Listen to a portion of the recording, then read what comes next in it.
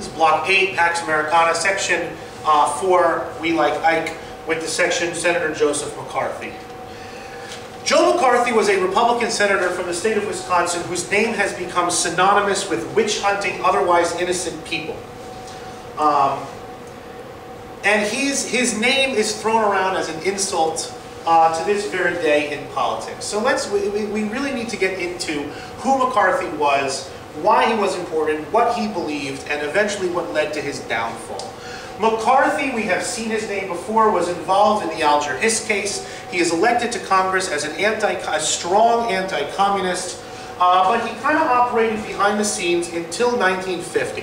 In 1950, Senator McCarthy gave a dramatic speech in which he accused Secretary of State Acheson by knowingly employing 250 communists in the American State Department. And the implication was that any American communist is taking their marching orders from Moscow.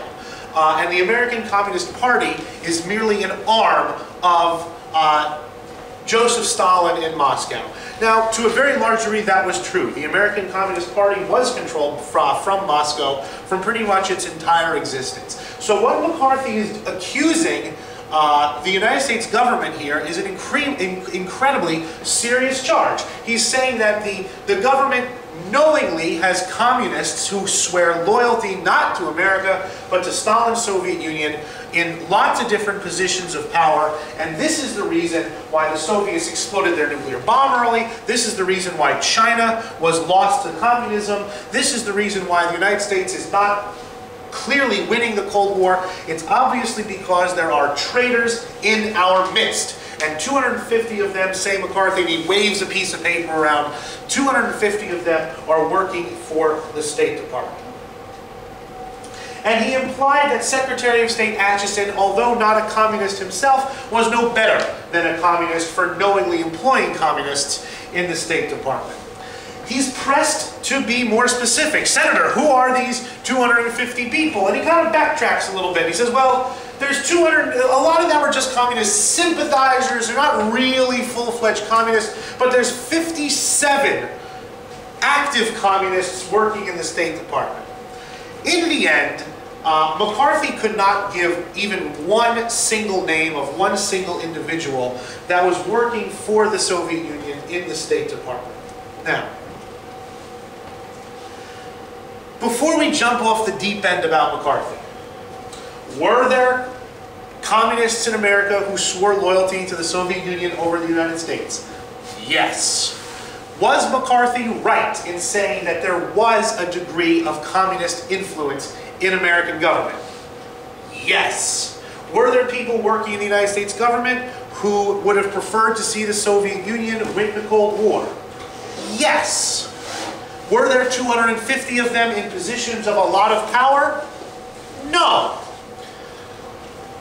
But McCarthy becomes a celebrity overnight.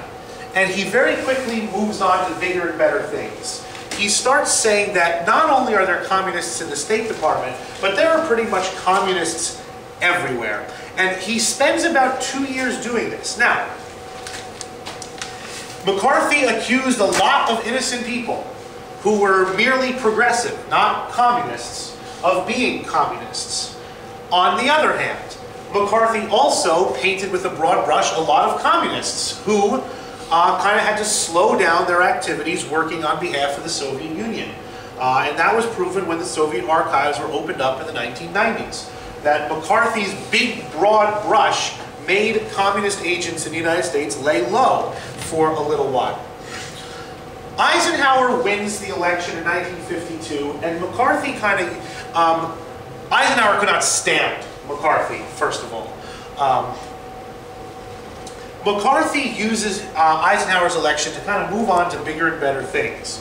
He starts by denouncing General George Marshall. Now, General Marshall, the architect of the Marshall Plan, the architect of victory in World War II, is about as far from being a communist as a person could humanly be. But McCarthy goes on television and accuses General Marshall of being a member of this vast communist conspiracy, so huge that it defies imagination. And then he denounced the entire Democratic Party, saying that the Democratic Party had its lips on Moscow's ears.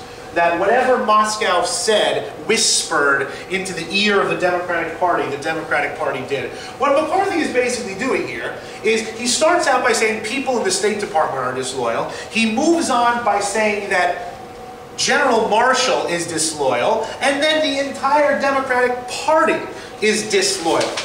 And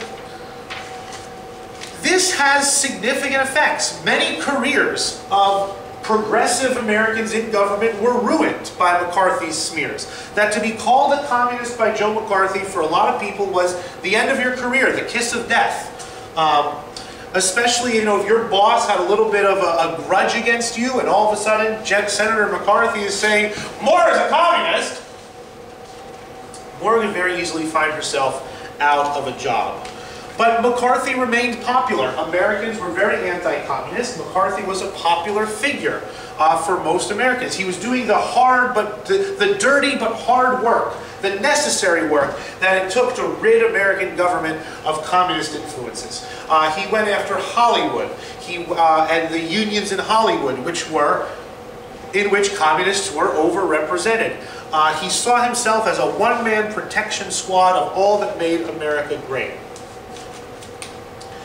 Eisenhower refused to deal with him, and a lot of people said to Eisenhower, "Mr. President, you have to denounce him. You have to say that this man does not represent the United States, does not represent the Republican Party, does not represent your administration."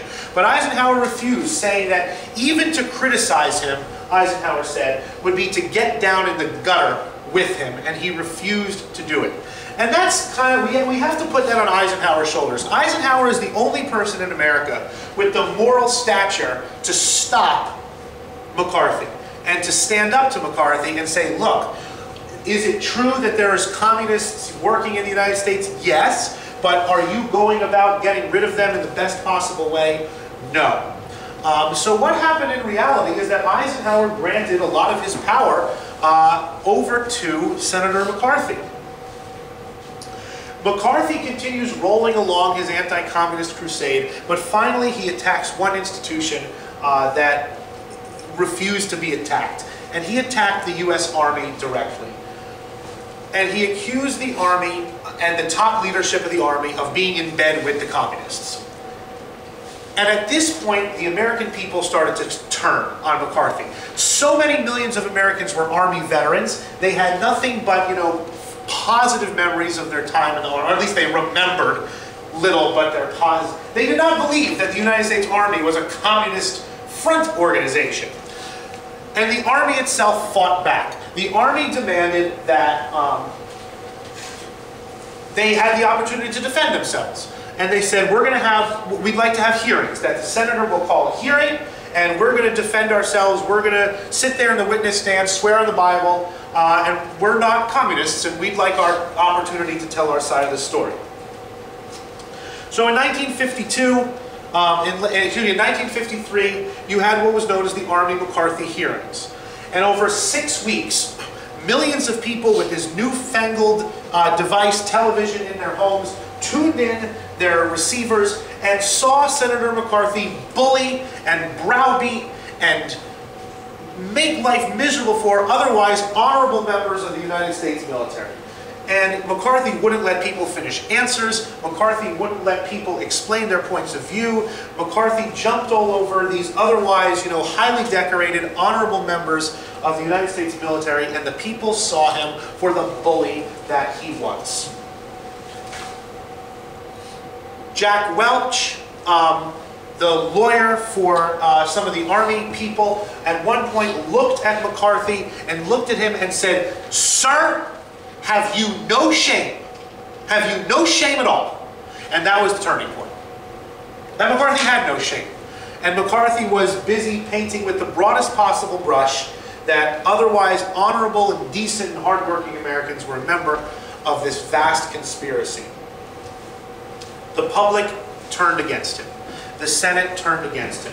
And although he remained a senator, the Senate a few months later formally condemned him for conduct unbecoming a member of the United States Senate. And McCarthy turned to drink and died of alcoholism 3 years later. The damage that McCarthy did was vast, and it covered lots of different areas. First of all, and we're going to start small and we're going to kind of go big.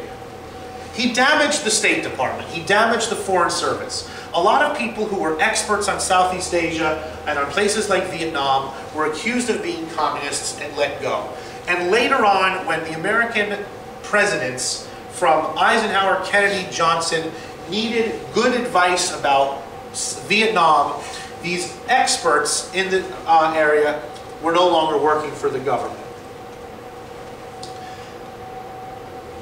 More importantly than that, critics of the United States, critics both at home and abroad, made a lot of hay out of the McCarthy's red hunting. They basically said, hey, the United States is out there in the world saying that the United States is a country where everyone has a fair chance, there's fair play, there's all these rights, there's all these freedoms. And in reality, are they real? That if one Senate bully can stand up and ruin people's careers for their private opinions, what does that mean for American rights and American freedom and all the things that America is supposed to be fighting for in the Cold War? Perhaps most importantly, it allowed actual communists and communist sympathizers to paint with the broad brush of McCarthyism anyone who opposed them, their goals, and their policies.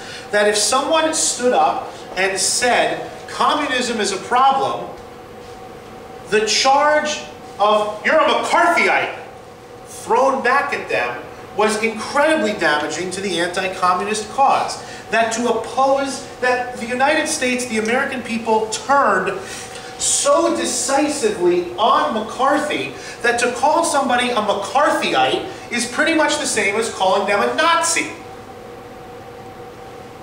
And communists and their sympathizers make full use of this. That from this point forward to this very day, anyone who criticizes communism or that criticizes progressivism in general has the taunt, well, you're just like McCarthy, thrown at them. In the end, McCarthy did much more damage to the cause of anti-communism than he ever did to the cause of communism. That the communists were temporarily slowed down by McCarthy's antics, but anti-communists handed the communists a rhetorical weapon that they would use constantly. And anyone in America or the world who from this point forward stood up to communism would be painted by progressives, by communists, by their sympathizers as nothing but a McCarthyite. And a McCarthyite in America, after the Army McCarthy hearings, was a curse word, a word that nobody in polite society wished to be called.